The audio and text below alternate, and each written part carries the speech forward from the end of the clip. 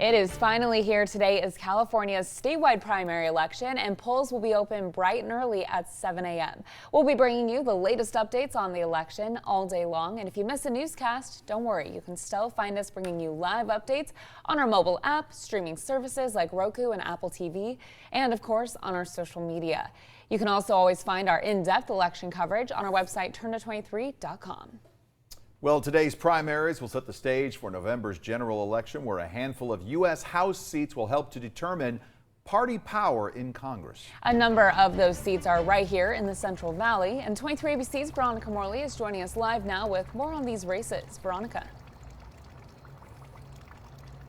That's right, Callan, Mike. The California politics are typically dominated by the Democratic Party. However, in this primary election, there are a few key races where Republicans hope to maintain their position of power. Now, some of those races do include Representative David Valadao representing the newly drawn 22nd District. His former district used to include San Joaquin and Lemoore counties, as well as part of Fresno. But now he's overseeing parts of Tulare, Kings, and Kern County. Rival Republicans Chris Matthews of Sanger, California, and Adam Medeiros from Hanford looking to unseat Valadao. Now, if Valadao holds out in this primary, all eyes will be on him and Democratic Assemblyman Rudy Salas, a 5-term incumbent from the 32nd District. Now, 4 newcomers hope to unseat 8-term incumbent Representative Kevin McCarthy in the race for Congressional District 20. 2 Republicans and 2 Democrats entering the race. However, the chance of this seat switching party lines is unlikely, given the change of district lines, with Republicans in the 20th District leading Democratic voters by 20 points, with 40% of voters registration as of May 23rd.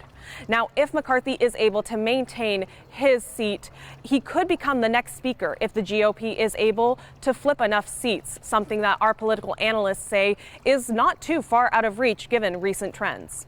Kern County has been demographically changing and been bringing in more Democratic voters.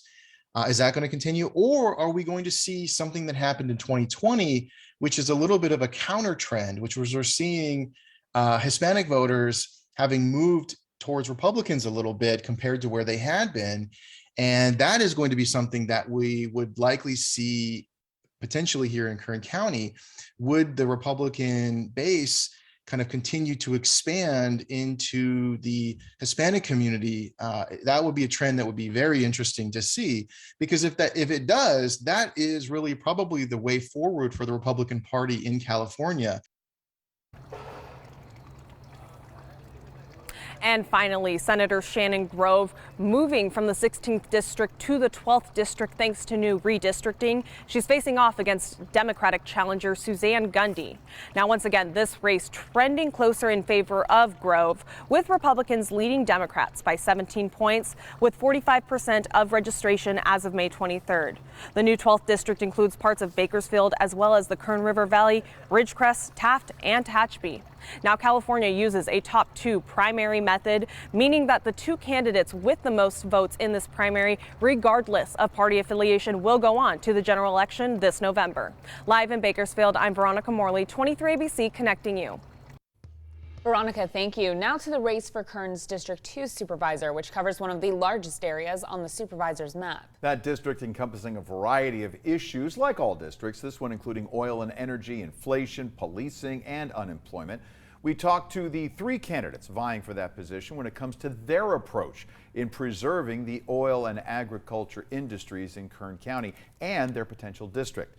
We began with former Tehachapi police officer Pete Graff, who said if elected, his focus would be primarily on holding current Governor Gavin Newsom accountable when it comes to our energy and ag.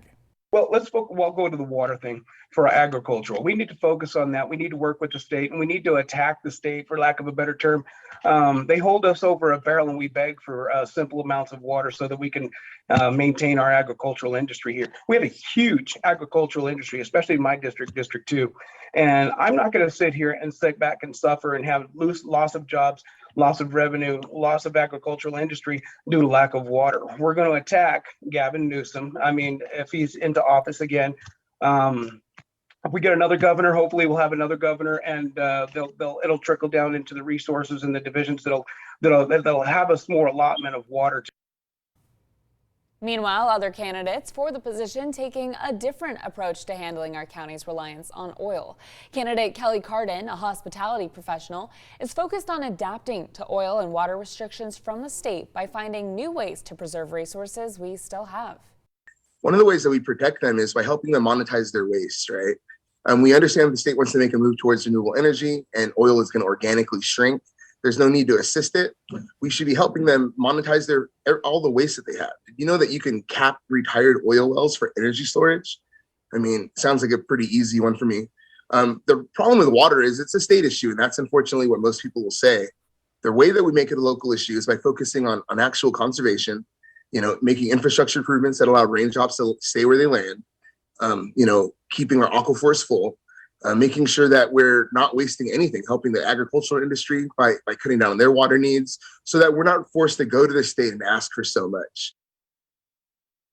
And the final candidate is the incumbent, Zach Scrivener, who's been in that position for more than a decade.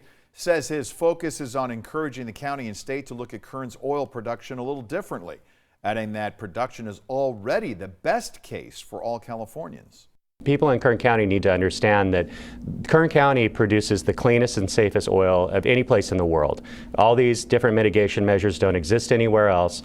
This EIR studied everything: air impacts, water impacts, noise impacts, you name it. And the fact of the matter is that the alternative to producing oil in Kern County in California, Californians use 1.8 billion barrels of oil a day. Only about 400,000 of that is produced in California, and about 280,000 barrels a day produced out of Kern County. And so where does the rest come from? It comes from countries like Ecuador. Guess who produces the oil in Ecuador? Communist China. So we're sending, along with what we send to Ecuador, $51 billion a year Californians send to countries that have no environmental standards, and a lot of them don't like the United States very much. To watch the full interviews with each of these candidates, visit our website, turnto23.com. Now, if you have already filled out your ballot and sent it in the mail, you can track it online to find out where it is, when and if it's been counted. All of that at the link on your screen. But if you're planning to drop it off, there are plenty of official ballot drop boxes across the county. There are 4 drop boxes in Bakersfield alone. The first downtown at the Kern County Elections Office on Truxton, out on the west side in the southwest at Kern County Fire Station number 67 on Brim Hall Road, at the Holloway Gonzalez branch of the Public Library in East Bakersfield at 506 East Brundage, and at the Kern County Public Works Road Yard in northwest Bakersfield on Victor Street. We've also listed on your screen ones for Arvin, Cal City, and Delano. If you can't find a drop box, you can simply drop it off at any polling site in Kern County today.